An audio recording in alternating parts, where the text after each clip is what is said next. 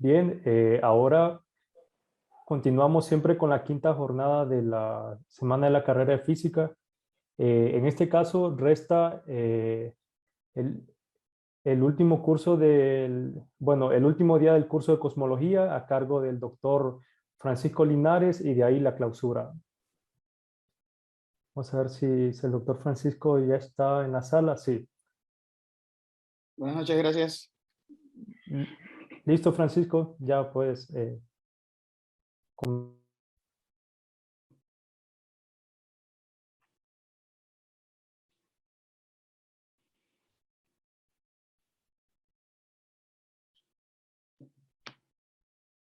Muy bien, nada más avísenme por favor si logran ver mi pantalla. Sí se ve. Estadística bayesiana. Correcto. Muy bien.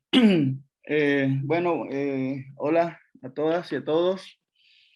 Como les he comentado, este último día quisiera introducir la herramienta que me va a permitir entonces eh, comparar alguna predicción teórica con lo que nos diga la naturaleza a través de los datos que se tomen, ¿no? De ella.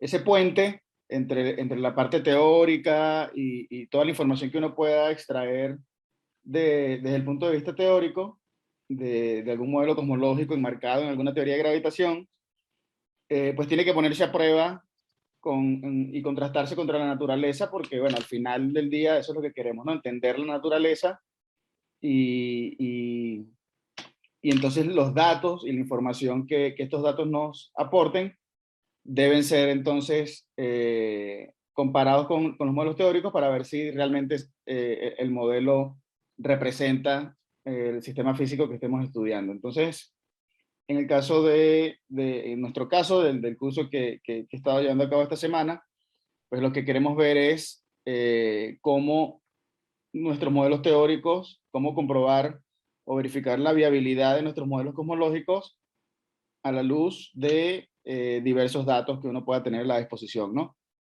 Entonces, ese puente nos lo va a dar la estadística bayesiana. Y entonces, lo que pretendo es la primera media hora eh, hablarles sobre la estadística bayesiana y la segunda media hora, pues, cómo sería la implementación de esa herramienta estadística en la cosmología para uno inferir cuánto valen los parámetros cosmológicos, ¿no? Cómo es que uno sabe que al día de hoy hay 70% de energía oscura, cómo es que uno sabe que hay 30% de materia, cómo hacemos para inferir esa información sobre el universo, ¿no? Entonces, vamos a comenzar. Obviamente voy a ser muy concreto en las cosas que les voy a describir. Al final igual les dejo bibliografía, pero lo que quiero hacer es introducir el teorema de Bayes. Haremos un ejemplo muy práctico en donde vamos a poder con los dedos contar y, y, y, y usar la herramienta de Bayes en un ejemplo muy práctico, que sea ilustrativo, espero. Y posteriormente hablaré de las cadenas de Markov y el método de Monte Carlo, que nos va a servir entonces para, usando el teorema de Bayes, encontrar, al final lo que uno va a querer, como vamos a ver más adelante, es encontrar cuál es el valor de tus parámetros que maximiza la probabilidad, o sea, cuál es el valor más probable que puede tener tu parámetro. Entonces ese proceso de maximización es a través de cadenas de Markov y Monte Carlo. Y eso, bueno, lo usaremos en el contexto cosmológico y pondré un ejemplo en el caso en que usamos datos de supernovas para inferir cuánto vale el parámetro omega lambda, es decir, cuánta energía oscura hay en el universo. Muy bien, entonces, teorema de Bayes. Déjenme primero un poco de notación, ¿no? En este marco de las probabilidades. Cuando hablamos de probabilidad conjunta, significa que dos eventos A y B ocurren juntos, ¿ok? Y la notación es esta. La probabilidad A, B significa que tanto A como B ocurran simultáneamente, ¿ok? Esa es la probabilidad conjunta. Por otro lado, la probabilidad condicional de un evento A dado B significa que queremos ver cuál es la probabilidad de que A ocurra dado que ocurrió B. Es una probabilidad condicional porque el evento A está condicionado a que haya ocurrido B. Entonces esa probabilidad se denota así, A barra B. La probabilidad de que ocurra A dado que ocurrió B. ¿Ok? Estas funciones de probabilidad pues tienen que satisfacer estas reglas, la regla de la suma. Las probabilidades van a estar normalizadas de tal forma que la probabilidad total pues, sea 1, el 100%, ¿no? Que sería todos los casos a considerar. La probabilidad de que ocurra A más la probabilidad de que no ocurra A. Este simbolito es la negación entonces del evento A. Es 1. Y la regla del producto. La regla del producto quiere decir que la probabilidad de que ocurran simultáneamente A y B es la probabilidad de que ocurra B por la probabilidad de que ocurra A, dado que ocurrió B. ¿Alguna pregunta hasta ahora con respecto a estas definiciones? Ok, entonces la regla del producto, como esto es un evento simultáneo, fíjense que yo lo estoy definiendo como la probabilidad de A y B, ¿verdad? Que ocurran simultáneamente, como la probabilidad de que ocurra B por la probabilidad de que ocurra A, dado que ocurrió B. Pero esa probabilidad debería ser la misma si yo invierto el orden, porque como es una probabilidad conjunta, la probabilidad de que ocurra A y B simultáneamente tiene que ser la misma probabilidad que B y A ocurran simultáneamente. Entonces puedo intercambiar eso y sería así: la probabilidad de que B y A ocurran, pues será la probabilidad de que ocurra A por la probabilidad de que ocurra B, dado que ocurrió A. ¿Ok? Esencialmente lo que hice fue invertir los eventos, pero la probabilidad tiene que ser la misma, ¿ok? Porque es la probabilidad conjunta. Entonces, de esas últimas dos expresiones de la regla del producto, podemos encontrar rápidamente el teorema de Bayes, que es lo siguiente, ¿no? La regla del producto nos dice que la probabilidad de que ocurra A y B, como dije en la diapositiva anterior, es la probabilidad de que ocurra B por la probabilidad de que ocurra A, dado que ocurre B. Y eso tiene que ser igual a la probabilidad de B con A, que es la probabilidad que ocurra A por la probabilidad que ocurra B, dado que ocurrió A. De esta igualdad del medio, si yo despejo esta probabilidad condicional de que ocurra A, dado que ocurrió B, pues me queda esto. Y esto es el teorema de Bayes. Entonces el teorema de Bayes te permite calcular la probabilidad de que ocurra un evento, dado que ocurrió un evento A, dado que ocurrió un evento B. Y esa probabilidad pues tiene tres ingredientes, ¿verdad?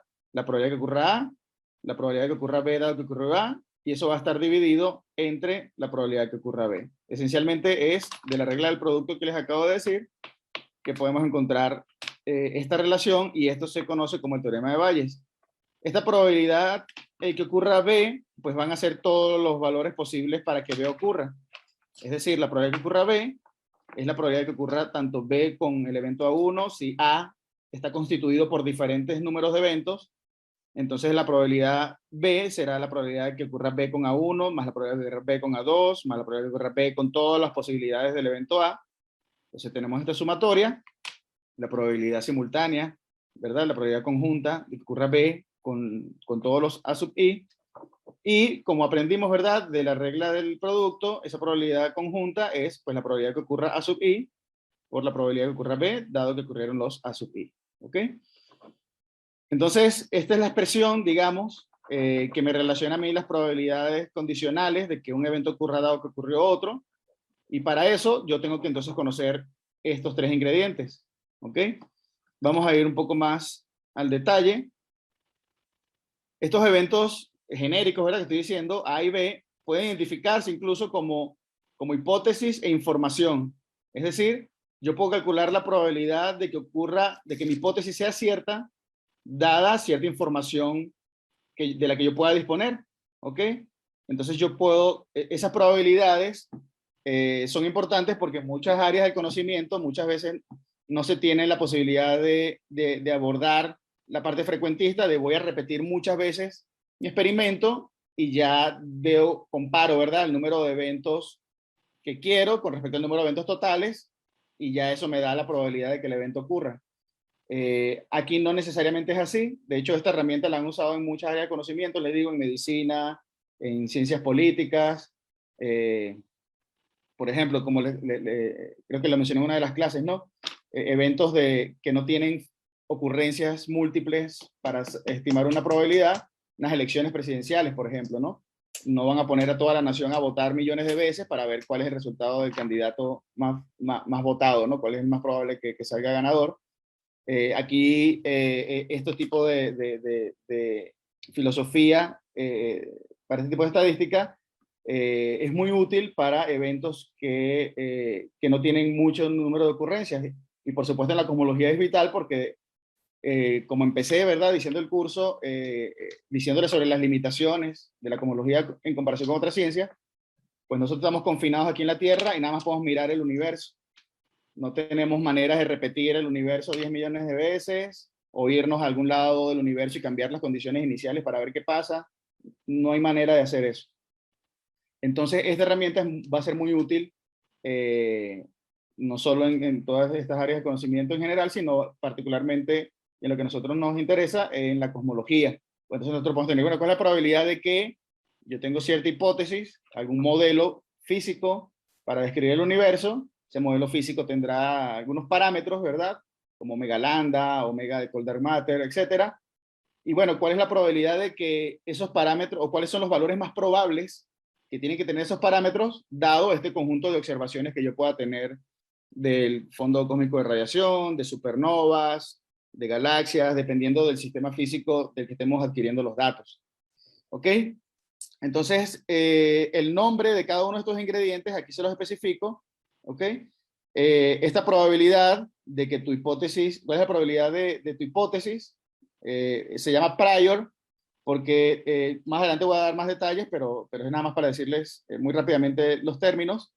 Es porque tú de antemano, si tienes información, alguna fuente de información que te diga algo sobre tus parámetros o sobre tu modelo, pues eso es importante que lo incluyas acá como fuente de información sobre tus parámetros del modelo. Por ejemplo, vamos a suponer que estamos haciendo alguna prueba y queremos estimar la masa del electrón. Entonces, este prior, uno tiene que definir cuál es el valor más probable o el rango de valores que puede tomar la masa del electrón.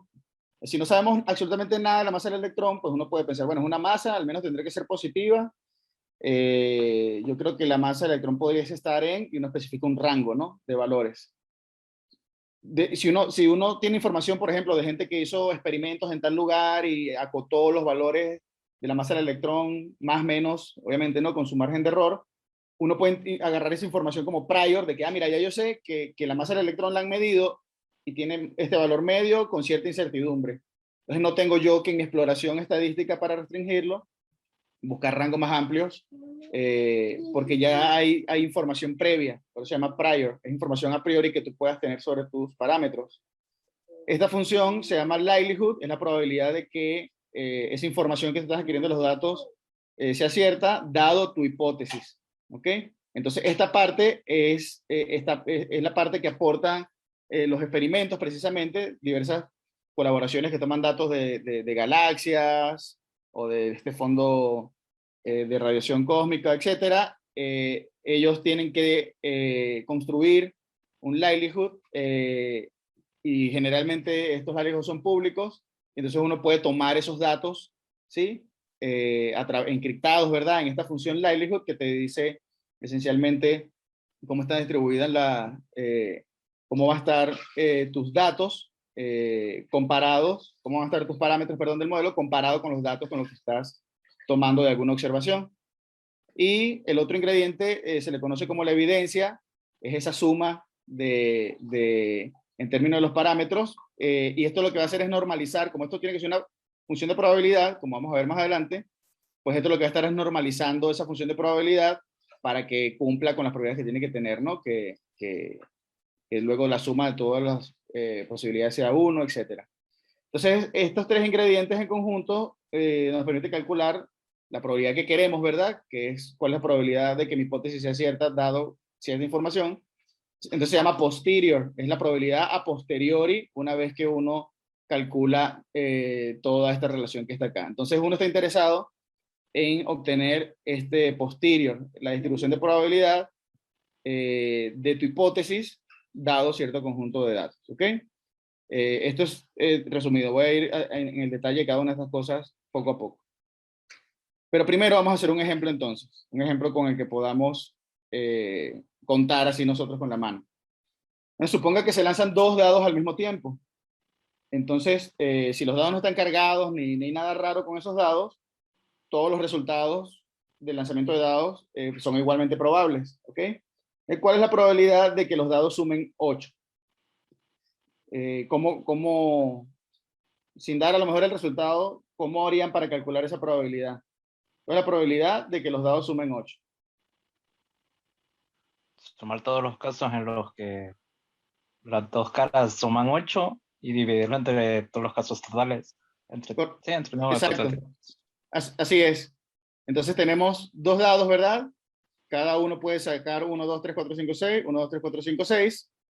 Y entonces, como él acaba de decir, pues los que sumen 8 van a ser o que uno salga 2 y el otro salga 6, que uno salga 3 y el otro salga 5, que uno salga 4 y el otro salga 4, que uno salga 5 y el otro salga 3, y que uno salga 6 y el otro salga 2. Entonces, ¿cuántos casos? Ahora sí podemos ir especificando. ¿Cuántos casos tenemos que sumen 8 y cuál es el caso total?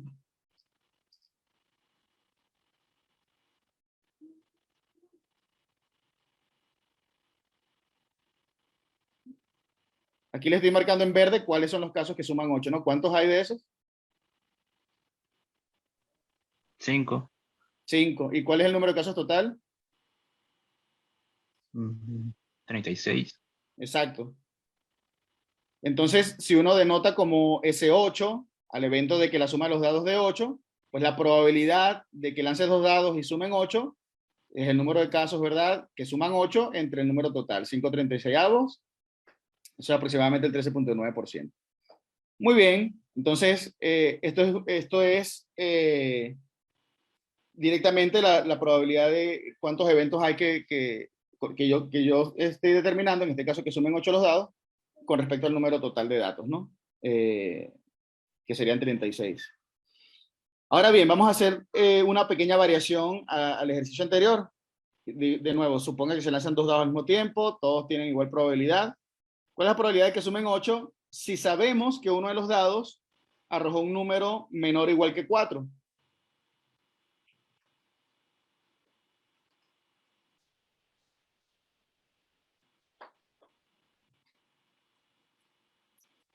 Entonces vamos a avanzar. Entonces tenemos igual 2 dados que sumen 8, ya lo sabemos, ¿no? Son estos 5. Pero ahora además sabemos que uno de los dados sacó un número menor o igual que 4. Entonces, si este dado rojito nos enfocamos en números que sean menores o iguales que 4, pues nada más van a ser estos, ¿no? El dado rojo nada más puede haber sacado 1, 2, 3 o 4, y eso, bueno, en combinación con lo que haya sacado el otro dado, ¿no? Entonces les pregunto, esta vez, ¿cuál sería la probabilidad de que los dados sumen 8, dado que uno de los dados sacó un número menor o igual que 4? ¿Cómo sería la operación allí? 3/24. 3/24, que eso es igual a ¿qué? Si simplificamos. 1/8. Un octavo, correcto. Entonces la probabilidad debería ser un octavo, ¿cierto? Aquí mismo, o sea, lo podemos visualizar. De todo lo que suman 8, ahora yo sé que uno de los dados sacó un número menor o igual que 4. Entonces tengo una información adicional. De manera que de todos los que suman 8, solo estos 3 van a ser los eventos favorables, porque son los que son consistentes con el hecho de que uno de los dados sacó un número menor o igual que 4. ¿Y cuál es el número total de casos?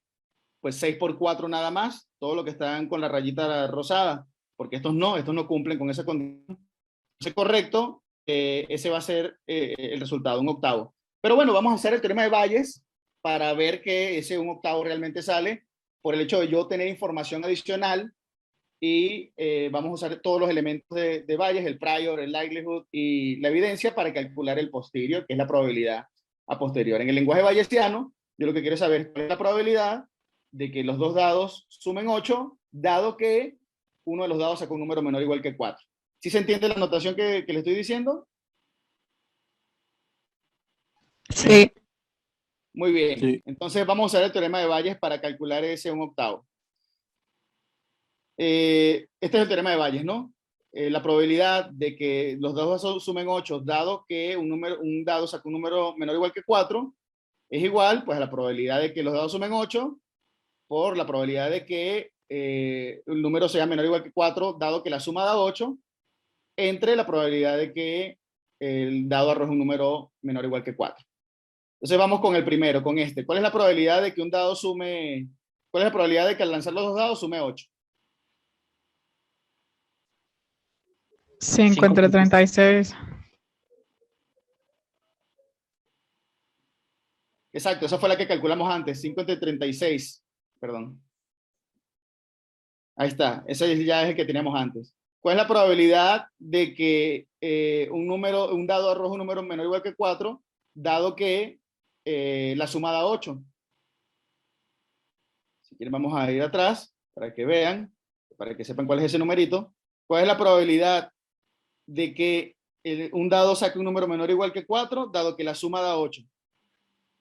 De este dibujito lo pueden ver.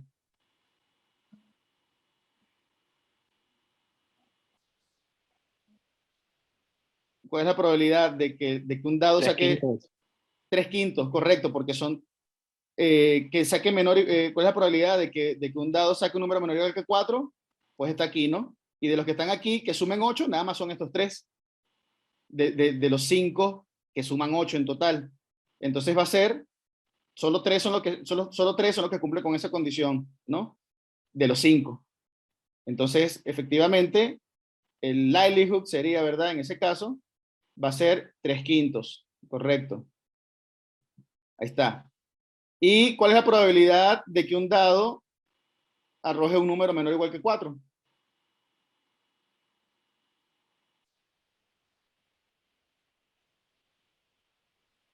4 sextos. Exactamente, ¿no? Porque puede salir un número entre 1 y 4, nada más hay 6 números, ¿verdad? Entonces 4 sextos, que son 2 tercios. Entonces ya tenemos todos los ingredientes para calcular el posterior. ¿Cuál es la probabilidad de que dado que los dados, cuál es la probabilidad de que los dados sumen 8, dado que un dado saca un número menor o igual que 4? Entonces lo que estoy haciendo es reescribir el teorema de Bayes, ya poniendo los numeritos que ustedes mismos me acaban de decir, saco la cuenta y ahí está, 1/8. Este ejercicio me pareció muy ilustrativo de cómo cada ingrediente del teorema de Bayes efectivamente me da a calcular un evento, una probabilidad condicional, y aquí les voy a dejar un link si quieren profundizar un poquito más en la información de donde saqué este ejercicio. Entonces aquí lo que hicimos fue, con proporciones, ¿verdad?, decir las probabilidades de que ocurrieran salidas en los dados, pero realmente lo que tenemos, más en general, son distribuciones de probabilidad, no simples cocientes de numeritos que me den estas probabilidades. Entonces, vamos a generalizar estos conceptos en términos de distribuciones de probabilidad. Entonces, allí tendremos una variable aleatoria, llamamos X, ¿ok? Y esa variable puede tomar algún valor de este conjunto de X, X1, X2, esta variable aleatoria puede tomar algún valor de los elementos de este conjunto, ¿ok? Los elementos estos, X sub I, pueden ser tanto un rango continuo de valores, dependiendo de tu variable, ¿verdad? Podrá tomar valores en un rango continuo o en un rango discreto, ¿ok? Eso dependerá pues de la naturaleza de la variable. Entonces ahora las probabilidades, como vimos ahorita, pues van a ser la probabilidad de que esa variable aleatoria X mayúscula tome cierto valor xi dentro de este conjunto, se entiende como eso, como la probabilidad de que esa variable aleatoria sea ese elemento xi dentro del conjunto. ¿Ok? Y de nuevo, tiene que cumplir con las propiedades que tiene que cumplir una función de probabilidad. Si estamos hablando del caso discreto, se le llama función de masa de probabilidad, y si estamos hablando del caso continuo, se le llama función de densidad de probabilidad. Entonces, lo que tiene que cumplir es que, bueno, la probabilidad por definición tiene que ser mayor o igual que 0, ¿ok?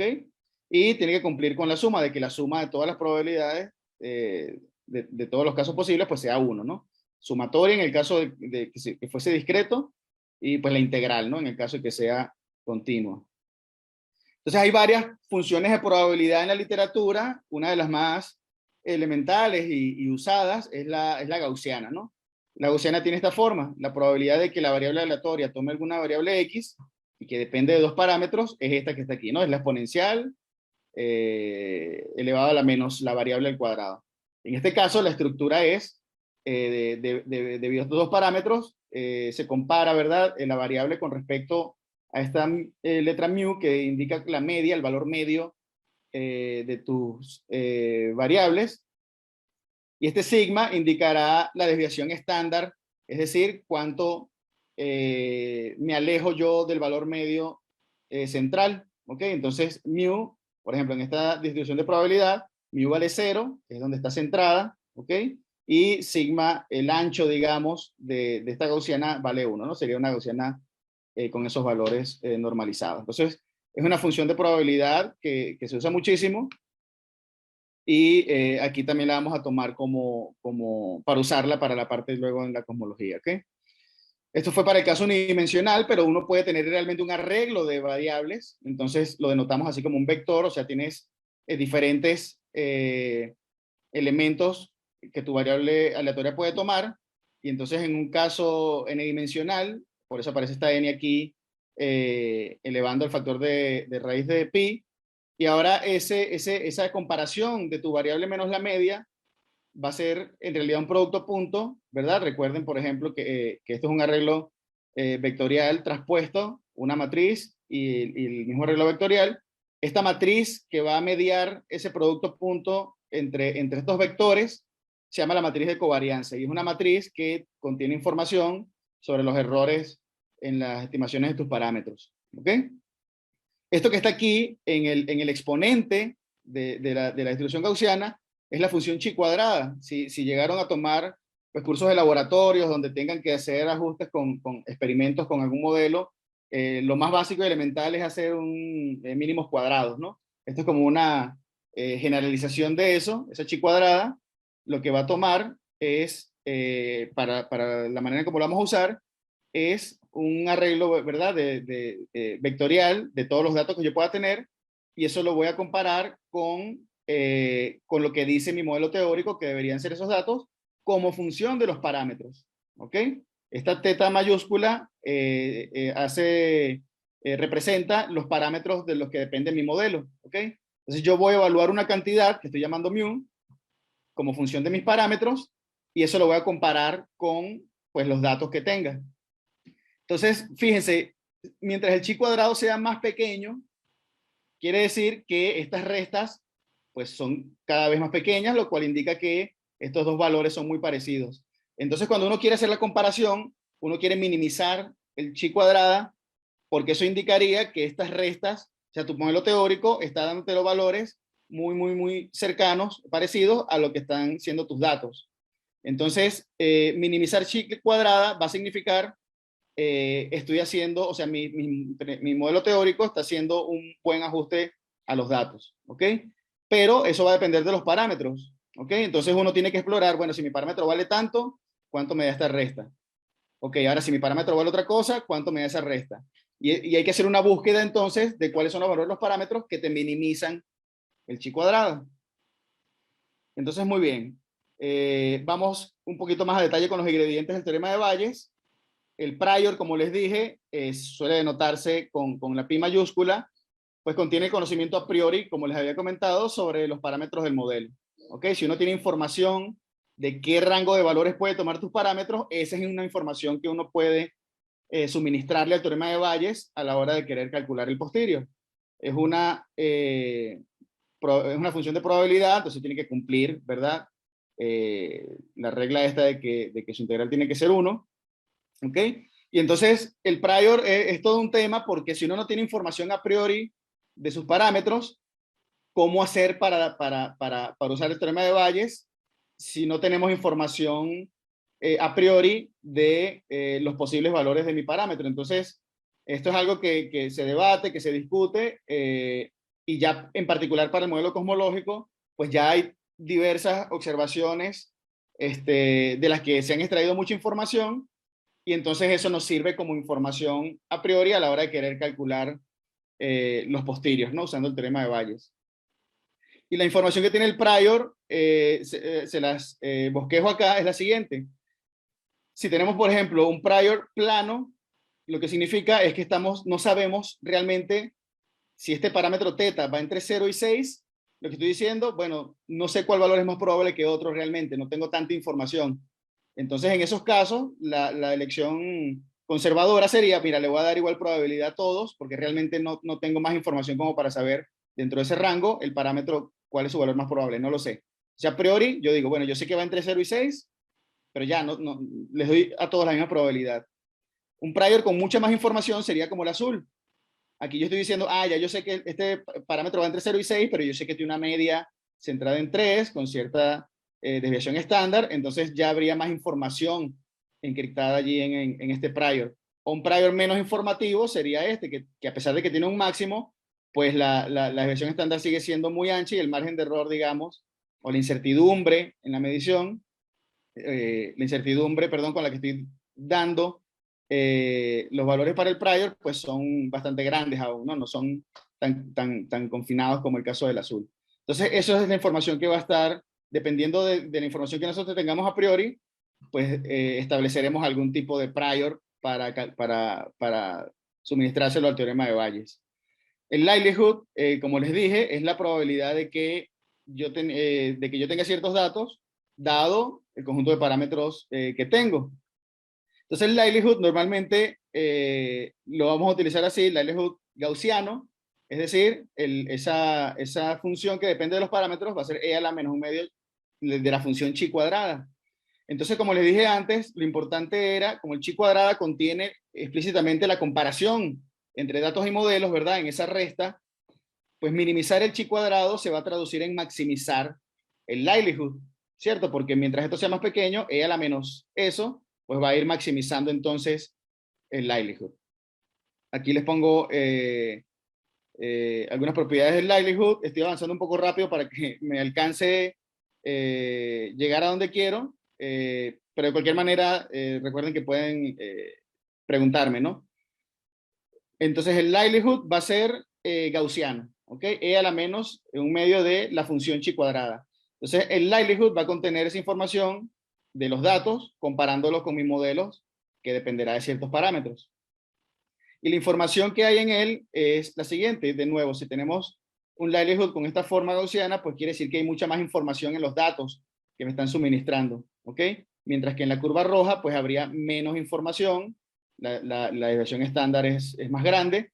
Y esto es importante porque uno puede ir actualizando sus conocimientos en términos de nuevos experimentos. Puede ser que haya un primer experimento para hacer alguna medición, y bueno, a lo mejor la resolución no era tan buena, hay mucha incertidumbre en las mediciones que están reportando, y luego a lo mejor pasan 5 años y mejoran el experimento, ya tienen mucha más precisión, las incertidumbres son más pequeñas, y entonces uno puede tomar esa nueva información y calcular entonces ahora los posteriores con mucha más precisión también a la hora de reportar los valores, en este caso, de los parámetros cosmológicos, por ejemplo.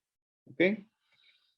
Y lo que está en el denominador del teorema de Bayes se le conoce como evidencia o distribución marginal. Recuerdan que era la integral de la probabilidad conjunta, ¿verdad? Que por la regla del producto era pues la probabilidad, ya en el lenguaje bayesiano, del prior por el likelihood. Y esto va a normalizar el posterior de tal manera que el posterior sea una función de distribución como debe ser, una función de probabilidad como debe ser. Sin embargo, es muy útil también a la hora de que uno quiera comparar entre modelos. Porque también está la pregunta, ¿no? Está el modelo Lambda CDM, pero bueno, hay otro modelo teórico que también puede ser viable o razonable pensar que explique el universo. ¿Cuál de los dos es mejor en el sentido de que cuál de los dos realmente está explicando mejor los datos que tenemos?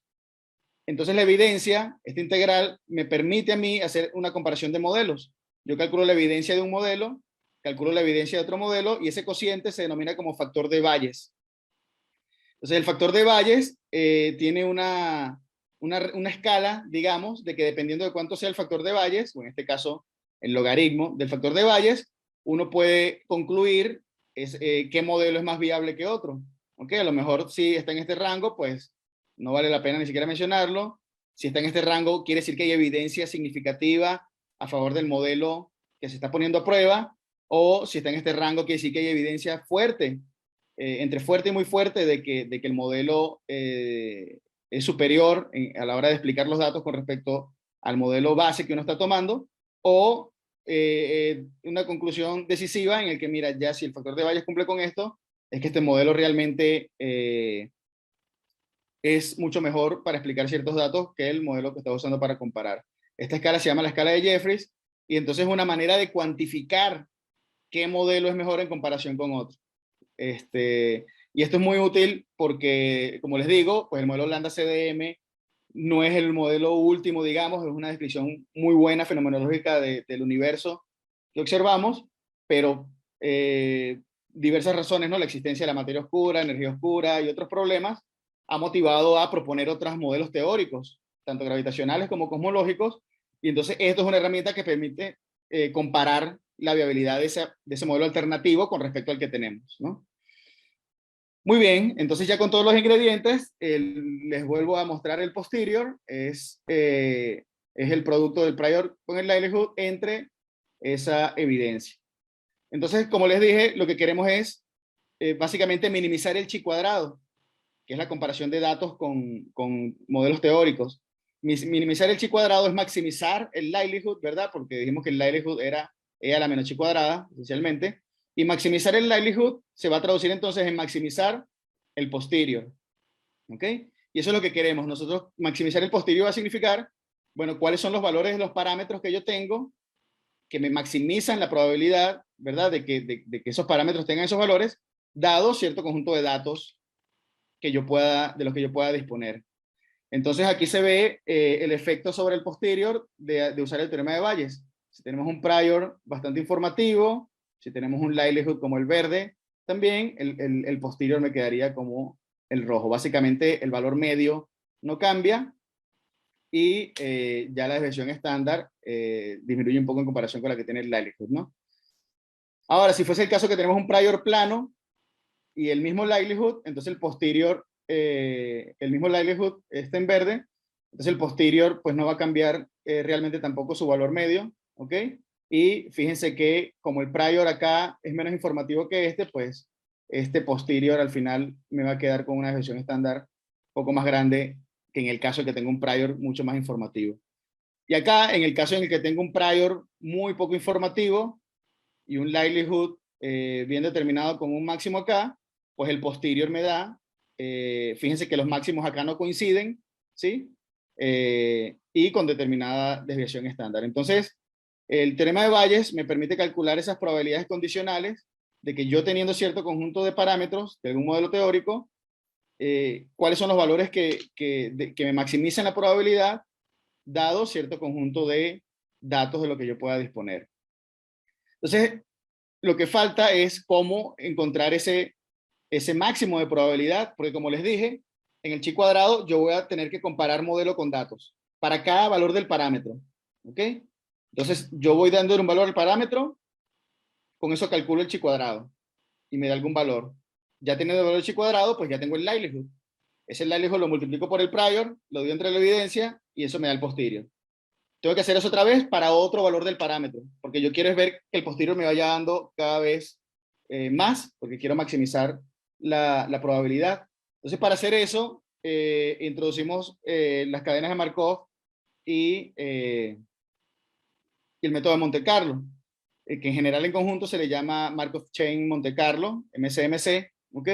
Y entonces, esta exploración básicamente va a ser en el espacio de parámetros.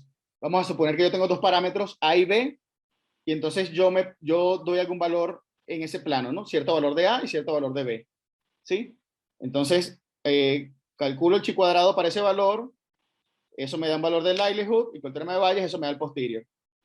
Luego me muevo a otro punto del espacio de parámetros, aleatoriamente, es un proceso aleatorio, esa exploración del espacio de parámetros, y yo voy a ir entonces buscando cuál es el máximo valor de la probabilidad dependiendo de los valores que los parámetros vayan tomando. Entonces todo ese caminito o todos los valores que van tomando los parámetros se le llaman cadenas, ¿ok? Y de esas cadenas, el enésimo punto o el n más 1 depende únicamente de cuál es el valor que tenía justamente antes, ¿ok? Son las propiedades de estas cadenas de Markov. Y entonces para ir buscando y explorando el espacio de parámetros, voy a contarles sobre un algoritmo que me permite hacer esa exploración del espacio de parámetros que se llama Metropolis Hastings. Entonces, el Metropolis Hastings lo que hace es eso. Vamos a comenzar de un punto cualquiera del espacio de parámetros aleatorio y vemos cuál es el posterior allí. ¿Cómo sabemos cuál es el posterior allí? Por ese proceso que le dije, usando el teorema de Bayes. Ese parámetro lo evalúa en el chi cuadrado me da un valor del likelihood, y el likelihood lo introduzco en el teorema de Bayes y eso me da el posterior. Ahora me voy aleatoriamente a otro punto. Entonces, cuando me voy aleatoriamente a otro punto, calculo el posterior en ese nuevo punto. Es la comparación, yo lo que quiero es ir aumentando mi posterior, ¿ok? Entonces la comparación va a ser la siguiente. Aceptamos o rechazamos ese punto, candidato, dependiendo de lo siguiente. Vamos a darle probabilidad de aceptación 1 si el posterior en el nuevo punto es mayor al inicial. Claro, porque eso es lo que quiero, que cada paso me vaya dando un posterior que se vaya maximizando. Si no fuese ese el caso, ¿ok? Si el posterior en el nuevo punto es menor que el posterior anterior, no lo voy a rechazar del todo, lo voy a rechazar con cierta probabilidad. Más adelante le voy a decir por qué no lo rechazamos rotundamente. Entonces, si ese punto candidato se queda, entonces lo añadimos como un paso aceptado en nuestra cadena. Entonces, nuestra cadena ya tiene un primer valor inicial y ya tiene un segundo paso donde yo tengo ciertos valores de los parámetros que me dieron ese posterior. Y así voy, repito este algoritmo n veces, y lo que ocurre es algo como lo siguiente. Fíjense, aquí tengo dos parámetros, sigma y mu. Aquí va a ir aumentando el número de pasos que voy dando, y aquí vamos a ver en 3 dimensiones cómo va creciendo el posterior a medida que yo hago la exploración de este lado. Entonces voy a empezar en 3 puntos distintos de este espacio de parámetros. Entonces empieza a explorar, explorar, explorar. Cada paso es una evaluación de este algoritmo para calcular el posterior, y lo va buscando cuáles son los valores máximos de ese posterior. Y fíjense que ya aquí queda en una zona en donde ya no importa de dónde empecé yo el espacio de parámetros, todos los caminantes estos convergieron acá, y efectivamente todos se movieron a la región de mayor probabilidad. Eso es lo que está ocurriendo al aplicar el algoritmo este de Metropolis Hastings a la hora de buscar maximizar el posterior, evaluando diferentes valores de los parámetros en el espacio de parámetros que hayamos establecido. Entonces, ¿cómo usamos esta herramienta para conocer información sobre nuestro universo? Entonces, por un lado tenemos la teoría, ¿verdad? Relatividad general. Dentro de relatividad general tenemos un principio cosmológico, etcétera, y llegamos al modelo Lambda-CDM. Entonces, el modelo cosmológico puede tener parámetros, ¿verdad? La cantidad de materia oscura fría, la cantidad de materia total, la cantidad de constante cosmológica, ¿no? De energía oscura. Y entonces con ese modelo teórico yo puedo hacer una predicción. Yo puedo decir, bueno, esta cantidad, que ahorita les voy a dar con más detalle quién es, esta mu, es esta que está acá. Entonces mi modelo Lambda-CDM me dice que mi cantidad física, mu, tiene esta forma. ¿Ok? Esta mu se le llama distancia, módulo de distancia, y tiene que ver con la distancia de las supernovas. Por eso pongo este ejemplo ahora de la parte observacional. Esa es la parte teórica. La parte observacional, bueno, tenemos supernovas, ¿verdad? Tenemos observaciones de cómo es ese módulo de distancia directamente de las observaciones de supernovas. Y entonces aquí están un montón de puntitos de una colaboración que se llama JLA. Son datos, no se alcanzan a ver las barritas de error, pero son datos, datos de 740 supernovas. Aquí 740 puntitos. Y entonces ya yo tengo mi modelo teórico con cierta predicción y tengo datos. Bueno, yo lo puedo comparar, ¿verdad? Con el chi cuadrada. Yo puedo comparar mi predicción teórica con los datos, con el chi cuadrada, o, como ya saben, con el likelihood, ¿verdad? Que es e a la menos chi cuadrada. Pero puedo ir más allá. Puedo agarrar y hacer este algoritmo con el Markov Chain Monte Carlo, darle priors a mis parámetros cosmológicos y entonces construir los posteriors para ver qué me dicen sobre cuánto tienen que valer mis parámetros. Entonces, estas manchitas que están acá es con lo que pretendo terminar el día de hoy, porque son los posteriors, tanto unidimensionales, estos son los valores más probables de omega Coulter Matter, los valores más probables de omega de materia total, los valores más probables de omega lambda, y están los posteriores bidimensionales, es decir, cuál es la probabilidad combinada entre la cantidad de materia y Coulter Matter, por ejemplo. Estas regiones son las regiones de confianza de estos parámetros cosmológicos. Entonces, ¿cómo uno obtiene todo eso? Pues con el teorema de Bayes. Uno usa el teorema de Bayes para hacer todo este procedimiento del algoritmo de Metropolis Hastings, etcétera, para calcular cuál es la probabilidad, o sea, cuáles son los valores que tiene que tener omega lambda, omega de materia, y omega con dark matter, dados estos datos de supernovas. Si uno quisiera comparar modelos, entonces también podemos calcular el factor de Bayes. Yo me voy a limitar nada más a los posteriors, al menos por esta charla, solamente quiero mostrarles el procedimiento que les acabo de decir anteriormente, y obtener los posteriors de los parámetros cosmológicos, porque eso al final es lo que me va a decir eso. O sea, con Bayes yo voy a responder, a ver, si hay energía oscura en el universo, ¿verdad? Mi modelo lambda CDM tiene un parámetro para ello, ¿verdad? Me parametriza la cantidad de energía oscura que hay. ¿Cuánto tiene que ser la cantidad de energía oscura en el universo? De acuerdo a los datos de supernovas. Si me dice 0, el valor más probable es 0, más o menos algo, pues bueno, o sea, los datos ya me están diciendo que esa componente de energía oscura realmente no está presente en el universo. O si me da distinto a 0, bueno, entonces habrá tanta cantidad de energía oscura en el universo. Y eso es lo que me van a decir entonces los posteriors.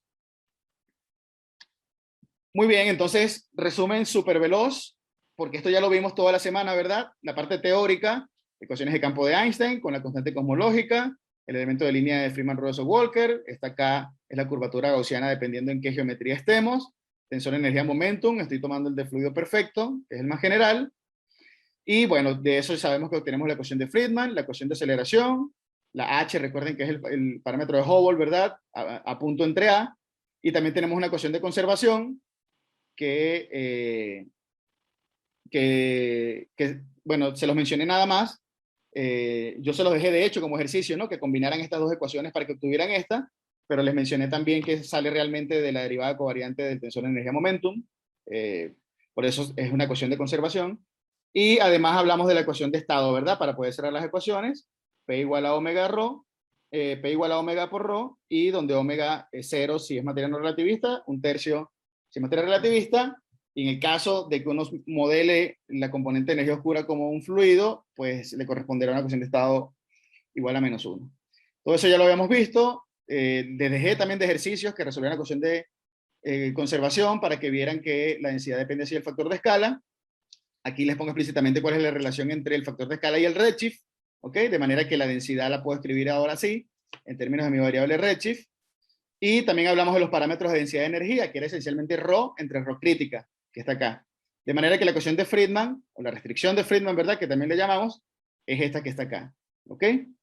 Estos términos en azules, les recuerdo, es porque el modelo lambda CDM incluye estos dos ingredientes para poder explicar la dinámica del universo. Y uno pudiese tener a lo mejor otro parámetro, y los datos serán los que te digan si ese parámetro realmente tiene una contribución en la dinámica del universo o no. ¿Ok? Entonces aquí los estamos poniendo como si no supiéramos realmente si estos valores son distintos de 0 o no. Porque si son 0, pues estamos tomando relatividad general con la materia ordinaria, y ya les he dicho que las observaciones indican que la materia ordinaria no es suficiente para explicar las observaciones de toda la evolución del universo.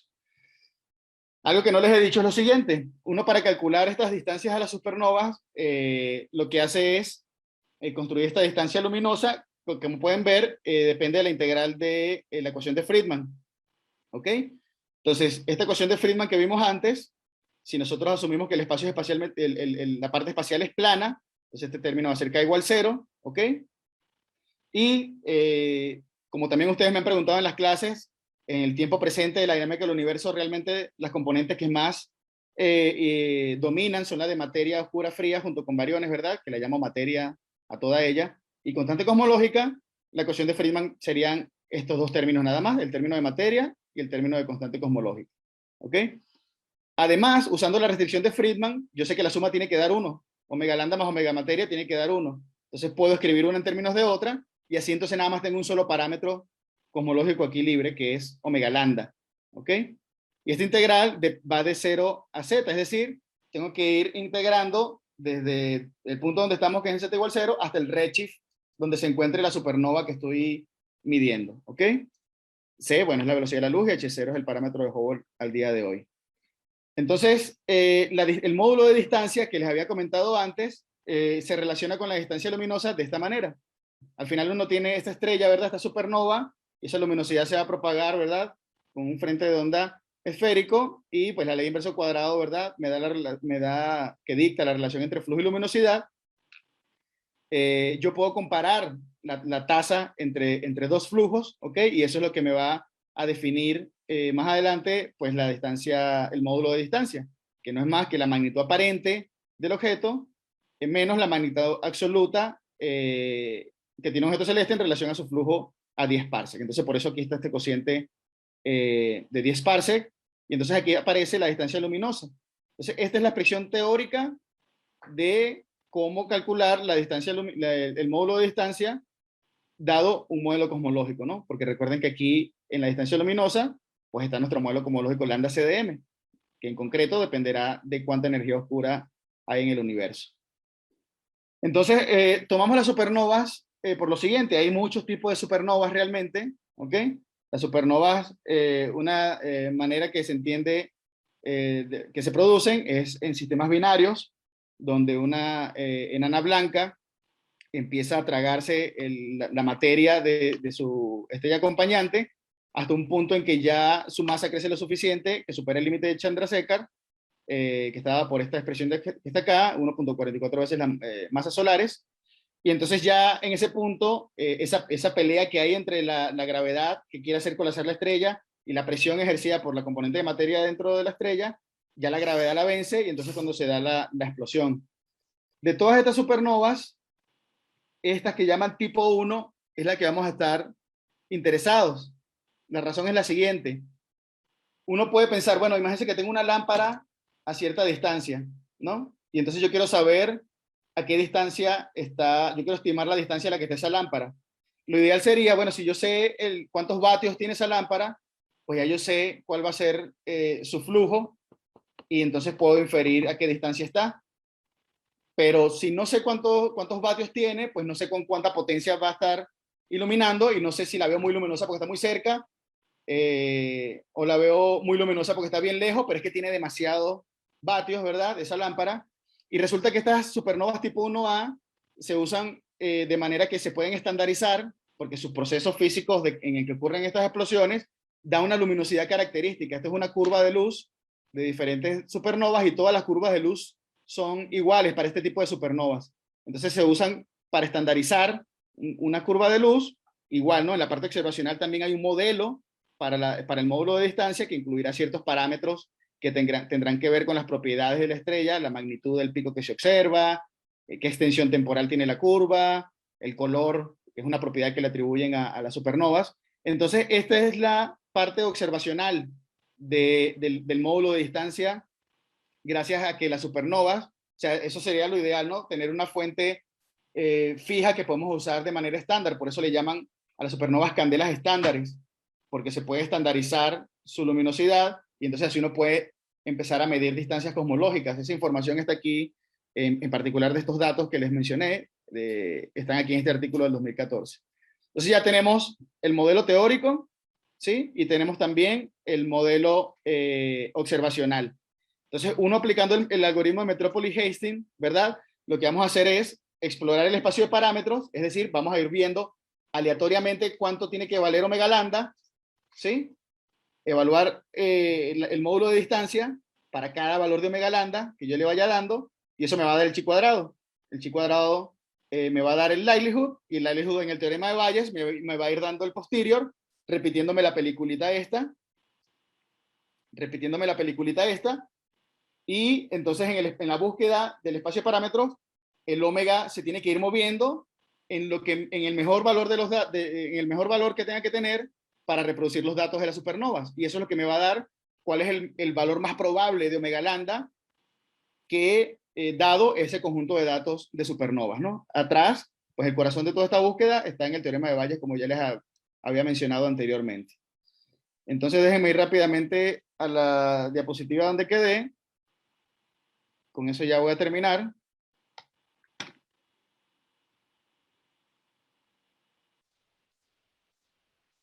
Y entonces, vamos a suponer que tenemos, bueno, aquí puse omega de materia, pero pudo haber sido omega lambda, no importa, y otro de los parámetros que tiene que ver con la parte observacional. Lo hice porque aquí se ve esa exploración del espacio de parámetros. En un eje tenemos el parámetro cosmológico, en otro eje, dependiendo de los parámetros que tenga, puede ser otro parámetro cosmológico o este otro que tiene que ver más con las supernovas. Y en el eje, en el tercer eje, este vertical, es el posterior, el logaritmo del posterior en este caso. Entonces, fíjense, empezamos desde este punto, ¿ok? Y cada puntito es un paso que fue dando.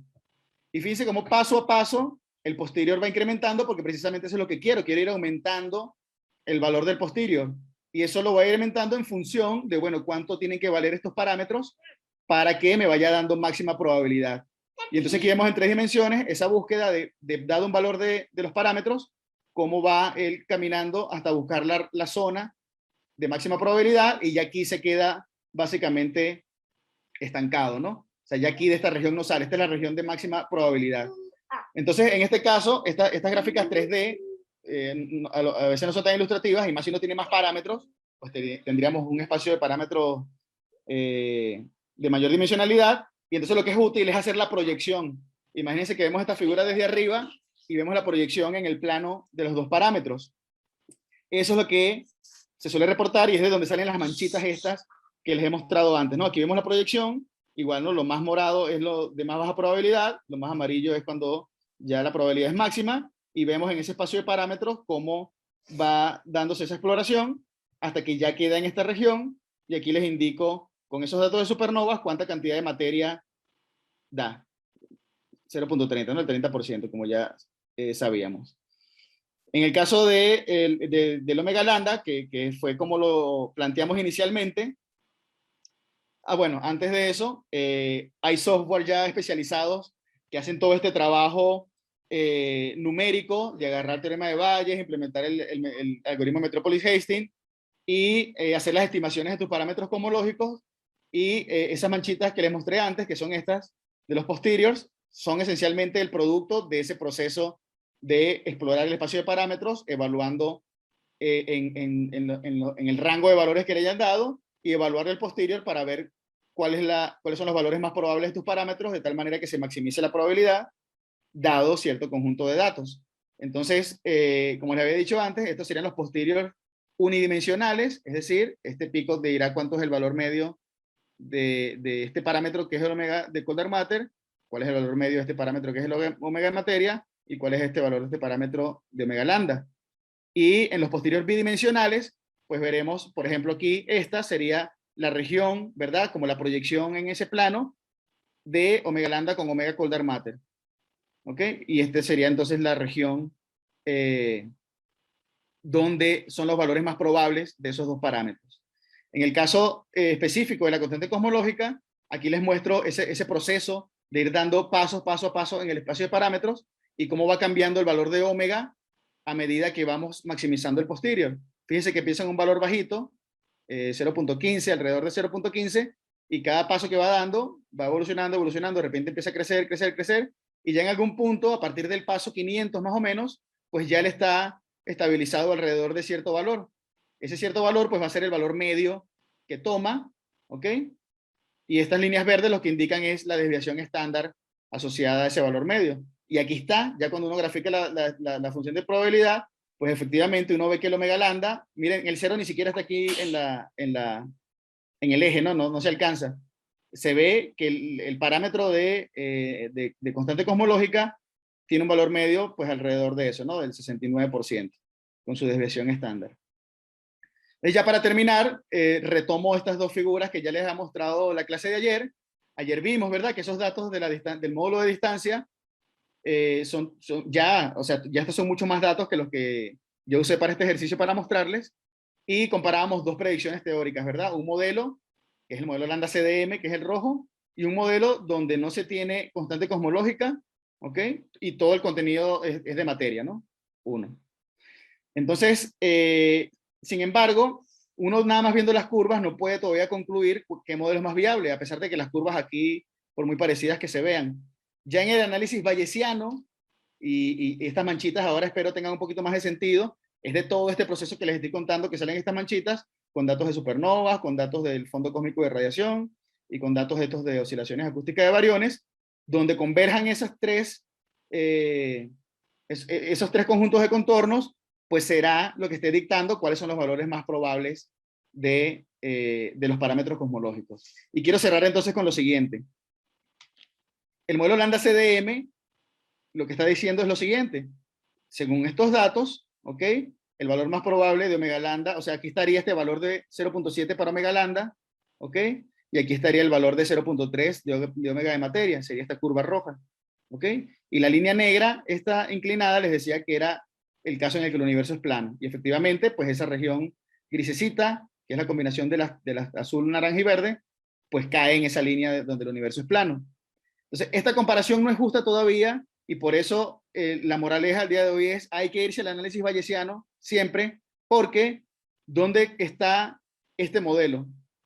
Este modelo indicaría esta región de acá. Aquí el omega de materia, que es el eje horizontal, es 1, omega lambda, que es el eje vertical, pues es 0, e igual, ¿no? En esa línea donde coincide con un universo plano. O sea, los datos observacionales, una vez que uno hace el análisis bayesiano, es cuando uno realmente puede decir cuáles son los valores más probables que tienen que tener tus parámetros cosmológicos. ¿Ok? Si me quedo simplemente a la comparación de ver los datos, cómo ajustan mi modelo teórico con el conjunto de datos, no es suficiente. ¿Ok?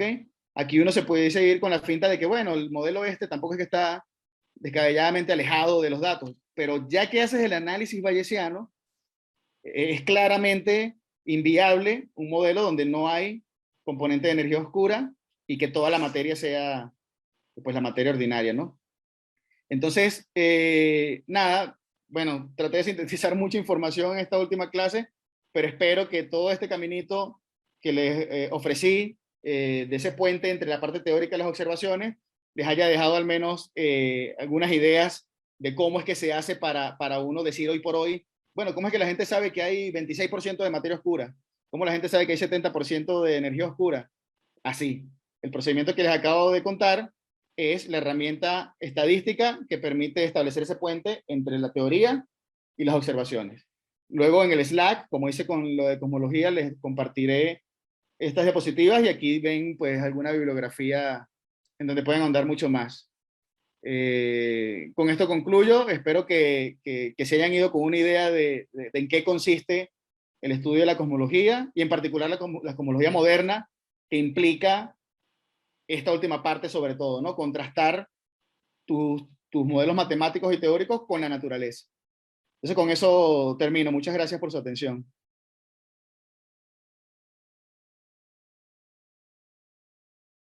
Sí, se durmieron ya, no escucho a nadie. Aquí estamos. Ah, muy bien, muy bien. Es Vamos que no a ve... ver si hay preguntas. Muchas gracias. Sí. ¿Alguien tiene preguntas?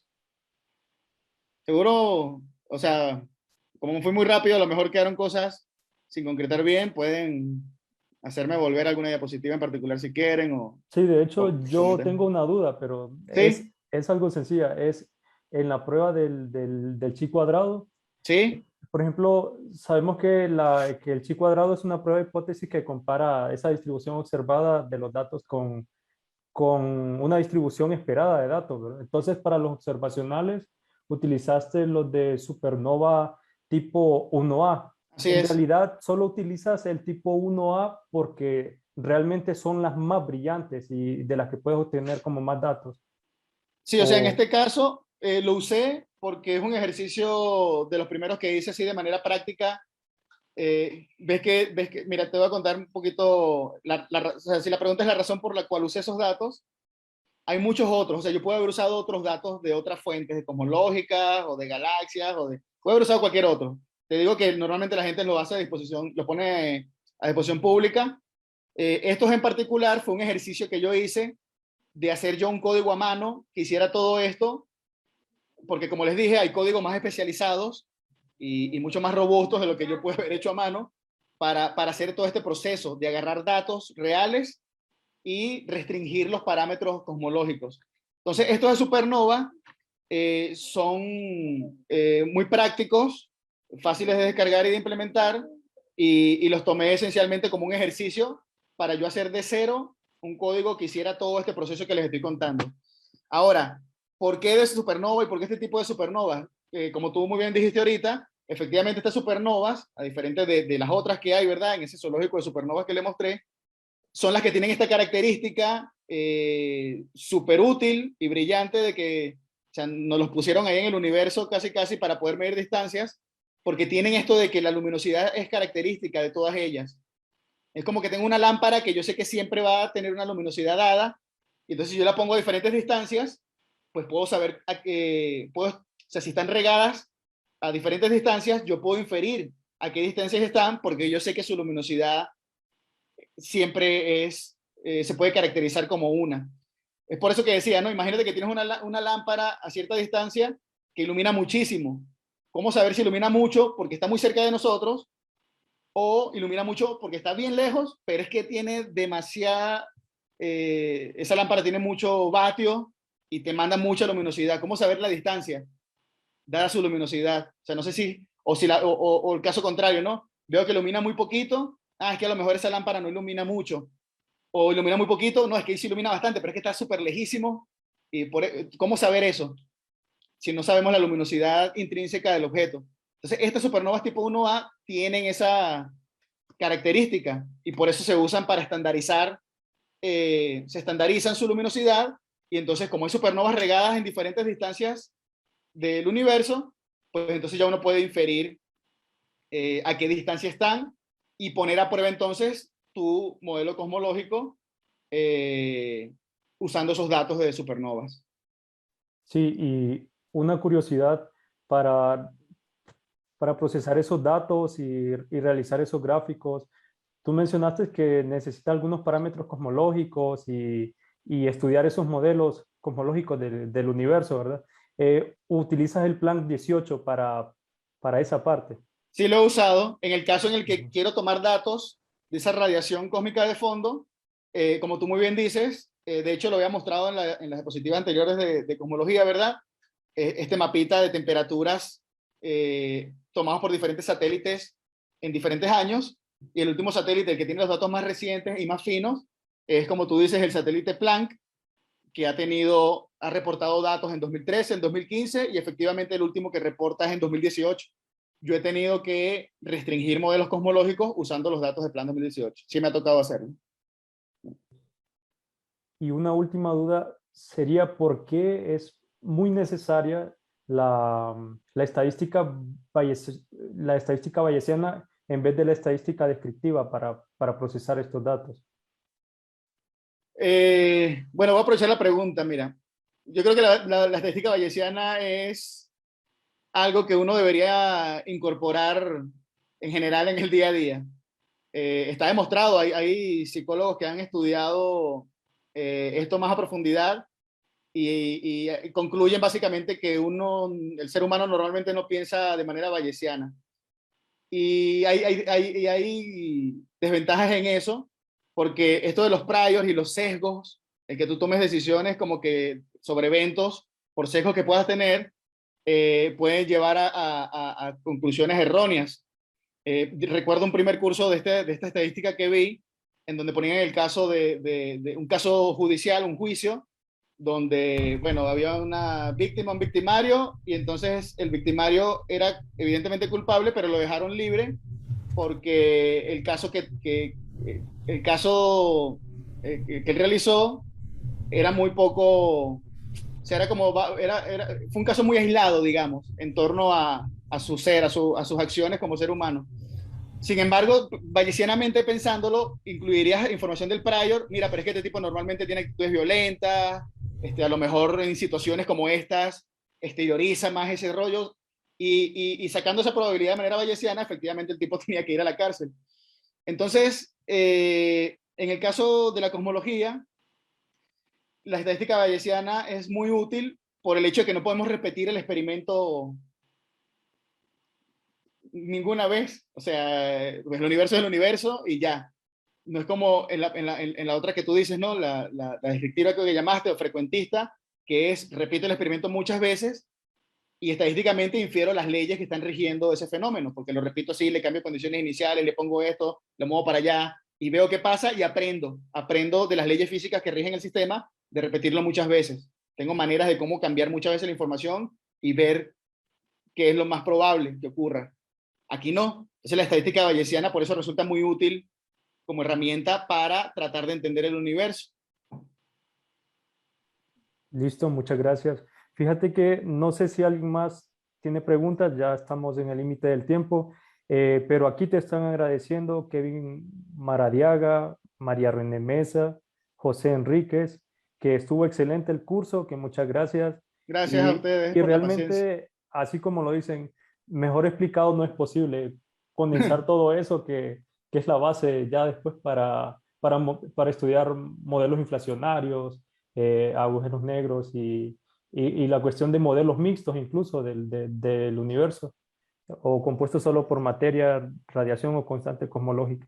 Bien, entonces con esto concluiríamos el curso. Solo darte las gracias y ojalá se repita un curso de esto, ¿verdad? O darle continuidad para ir adentrando a la parte de la cosmología que yo conozco a muchos que están interesados en esta área, así que Sí, creo no, que les muchísimas gracias a ustedes quedaron realmente encantados con el por, curso. muchas gracias a ustedes por la invitación, por la paciencia. Sé que estos cursos a última hora, después de toda una jornada, es cansón, pero realmente les agradezco la oportunidad de estar con ustedes. Para mí fue un gusto y espero que se hayan quedado eso, ¿no? Con la idea de qué significa hacer cosmología moderna. Los detalles técnicos y eso, pues ya en cursos ya más completos de un semestre, o si se dedican a esta área de investigación, pues ya podrán profundizar muchísimo más su conocimiento, pero yo lo que quiero es que se hayan ido al menos con la noción de qué significa hacer cosmología moderna. Sí, solo un último detalle, Francisco, antes de irnos, Ramiro Martínez tiene levantada la mano. Ah, ok. Ramiro, Sí, sí, sí. Hola, ¿qué tal? Ramiro, ¿qué tal? Bueno, hola, sí. Bueno, antes que nada, bueno, agradecerte por el curso que, como dicen todos en el chat, fue excelente. En particular, la anterior clase y esta fueron excelentes. Gracias, Y Ramiro. em, te quería hacer una pregunta que es una curiosidad que vi en uno de los gráficos donde están estos, digamos, donde se solapan las zonas de mayor probabilidad, ese gráfico donde están las zonas de mayor probabilidad de EVAO de, de, de todos los modelos que tenemos, em, y que después hay una línea recta que dice universo plano. Bien, y me llama la atención la zona de ese gráfico, justo ese que está a la derecha, que dice No Big Bang, Sí, que me llamó mucho la atención desde la clase pasada y te quería sí. preguntar qué significaba esa zona. Si estas son regiones en las que los parámetros toman valores, pues fíjate, por encima de uno, tales que no hubo Big Bang, o sea, son soluciones a las ecuaciones de Einstein cosmológicas, tales que estos valores, los parámetros, arrojan que no hubo, pues Big Bang, no hay, o sea, el universo puede continuar hacia atrás sin la singularidad. Normalmente este tipo de plots, digo, los muestran así para mostrar toda la extensión de los rangos de los experimentos, pero como sabemos, los parámetros, si el universo es plano, omega curvatura de cero, pues la suma de los parámetros tiene que dar 1. Entonces normalmente el omega de lambda llega hasta 1, ¿ok? O sea, aquí pudiese haber una línea horizontal sin ningún problema, porque mayores que 1 para un universo plano no, este, no puede ser mayor que 1, porque la suma de todos los parámetros tiene que ser 1. Pero entonces ya cuando hay curvatura, no sé si recuerdas que te decía, ¿no? Si 1 menos omega total es positivo, la curvatura es tal. Si 1 menos omega total de materia-energía es menor que 1, es negativo, quiere decir que la curvatura es tal. Y si 1 menos omega total es 0, quiere decir que el universo es espacialmente plano. Entonces, en esos casos, cuando tú resuelves las ecuaciones de Friedman y eso, te dan soluciones que no tendrían esa... O sea, el factor de escala cuando es 0 no explota, pues esencialmente, ¿no? Es lo que está pasando.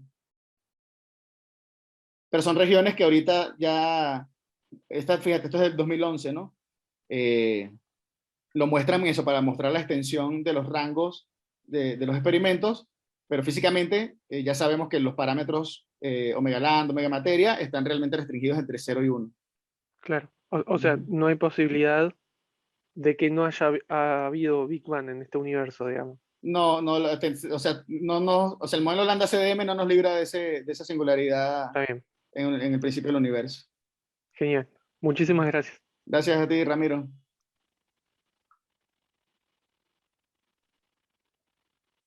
bien, entonces Muchas gracias, doctor Francisco. Con esto concluimos, pero no se nos vayan a ir, ya solo nos falta la clausura, entonces vamos a pasar directo a la clausura que está a cargo de los organizadores de la Semana de la Carrera de Física, Steven Weinberg. En este caso, son 9 personas, espero estén aquí presentes: Daniel Vigil, Enrique Martínez, Isaac Laínez, Cristian Marini, Abner Rivera, José Barahona, Ulises Guzmán, David Raudales y Gabriela Mesa. Bien, este es su turno entonces para clausurar este evento. Tienen la palabra.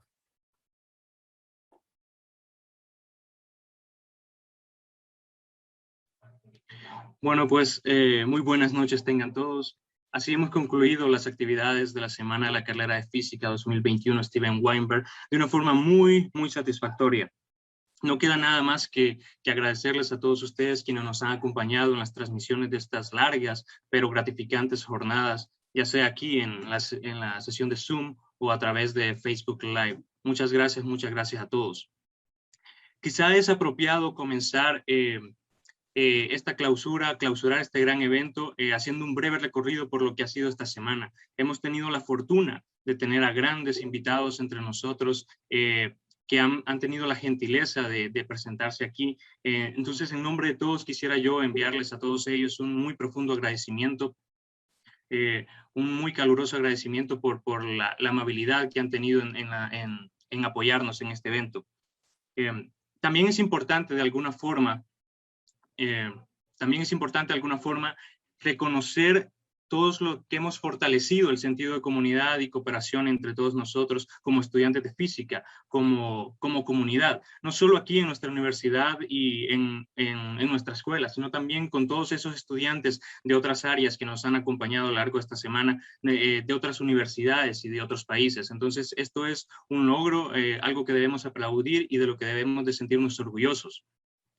Agradecer, como no puede ser de otra forma, el invaluable apoyo de nuestra universidad, de las autoridades de la Escuela de Física, de las autoridades de la Facultad de Ciencias que nos han brindado ese cálido apoyo, esa cálida promoción, y agradecerles a todos ellos y también a los profesores de la Escuela de Física quienes nos han apoyado, invitando a todos los estudiantes a seguir, a ser parte de esta jornada, de estas jornadas, ser parte de este proyecto. No queda más que agradecerles a todos ellos y, por supuesto, como no podía ser de otra forma, agradecer a este fantástico equipo del que yo personalmente me siento muy orgulloso de formar parte, extenderles un saludo a todos ellos por esa convicción, ese esfuerzo, esa entereza que han puesto en los últimos meses para hacer de este evento lo que fue. Así que no queda más que agradecerles a cada uno de ellos, a Gabriel, Enrique, Daniel, David, José, Isaac, Abner, Cristian y al doctor Larios, por supuesto, por todo el esfuerzo que han puesto en la realización de este evento. Y reiterando nuevamente mi agradecimiento a todos ustedes quienes nos han acompañado a lo largo de estos 5 días y sin más, invitarlos para el próximo año.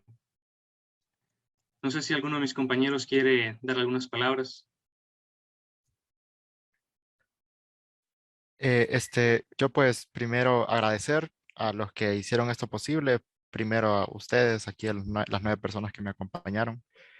Este equipo lo formamos hace unos meses, me acuerdo yo, comenzó con Ulises y conmigo intentando buscar personas para que nos ayudaran en un proyecto de este estilo y pues pudimos conseguir un muy buen equipo, la verdad que yo estoy bastante feliz, pudimos tomar un evento y hacer una actividad de este tipo nosotros completamente principiantes en estas cosas, absolutamente todos, pero bueno, pudimos hacer lo que se necesitaba con ayuda de la coordinación de la carrera y sacar adelante un evento como este. Y pues a mí me hace muy feliz, me llena de felicidad empezar a hacer algo, ¿no? Para que la física en nuestro país se vaya desarrollando un poco más, hacer esto que de repente queda grabado, un montón de gente lo puede ver después en la página de la escuela, incluso estudiantes que entren, que a futuro, gente de colegios que quiera estudiar física, de repente después puede entrar a la página de la escuela de física y ver todo lo que se ha hecho durante esta semana.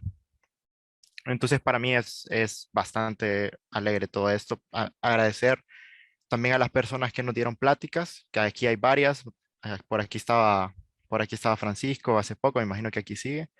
y agradecerles, no, porque sin la gente que nos apoyara esto hubiera estado bien difícil. Pudimos traer, intentamos irnos a nosotros a lo mejor que hay en habla hispana, ¿no? Porque tuvimos la idea de traer gente en inglés, que es el idioma de la ciencia. La mayoría de gente en ciencias habla en inglés, pero pues había que conseguir un traductor y todo eso. Se podía complicar. Al final decidimos hacer el evento por completo en español y intentamos, dijimos nosotros, bueno, vamos a hacerlo en español, apuntemos a lo más alto que esté en español, ¿no? Que es Maldacena y Quevedo y Miguel Alcubierre. Miguel Alcubierre no nos pudo acompañar, pero bueno, ¿no? O sea, el evento en líneas generales yo creo que fue muy bien, ¿no? Pudimos traer muy buenos expositores, pudimos tener cursos muy buenos que pueden sentar las bases para que de repente esos cursos, la idea es que la gente se interese, que ustedes como estudiantes se interesen, que tengan las bases para que puedan después tomar un libro y estudiar por su cuenta. Hay libros de cosmología, por ejemplo, de todos los niveles. Hay libros de métodos geométricos que ustedes pueden tomar y que para que tengan una idea de lo que se puede seguir todas las pláticas para que de repente si hubieron pláticas que no entendieron del todo, pero esa es la idea, ¿no? Como que vayan buscando y es el proceso de aprendizaje. Entonces, nada, agradecer a todos por estar aquí también, porque sin las personas, sin los asistentes, la escuela, la semana no tiene sentido. Y pues, de mi parte, nada, muchas gracias a todos también por asistir y nada más.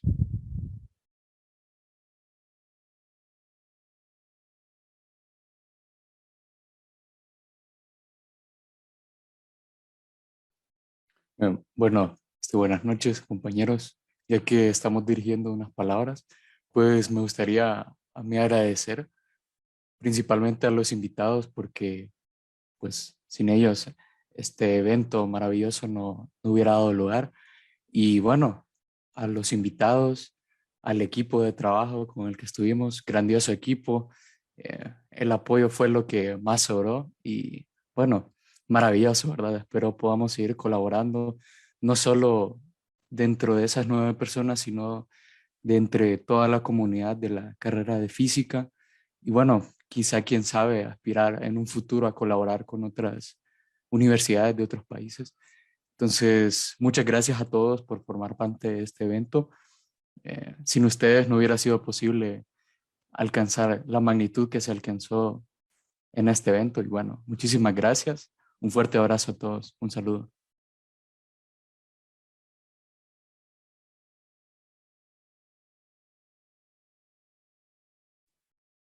¿Alguien más quiere decir algo de los que estaban, de la gente del público también puede hablar si quiere, adelante, ¿no? Pues yo diría más de lo mismo, o sea, agradecerles a ustedes porque creo que nadie esperaba como poder tener un equipo que pudiese trabajar tan bien y creo que me siento orgulloso del equipo de que logramos formar y del evento que logramos elaborar. Y pues espero de que las siguientes semanas de la carrera sean tan buenas o mejores como esta y que cada vez los alumnos de la carrera de física nos vayamos uniendo más y más porque creo que vale la pena y creo que podemos tener bastante buenos resultados de esa manera. Muchas gracias. Sí, el próximo año le va a tocar a otras personas y así. Siempre vamos a seguir apoyando, pero la idea es que cada vez entre más gente, pues Claro, claro. estudiantes van saliendo, estudiantes van entrando, entonces aquí hay que mantener esto vivo de alguna forma. Pero hay que mantener el estándar del evento porque ya pudimos notar de que se puede hacer bastante bueno este evento, entonces mantener el estándar de calidad con esto.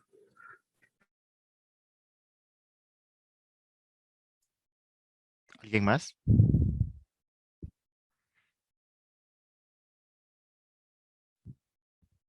Si no, pues yo creo que se puede ir cerrando de repente la transmisión en Facebook y para el que se quiera quedar, yo creo que nosotros nos vamos a quedar un rato conversando,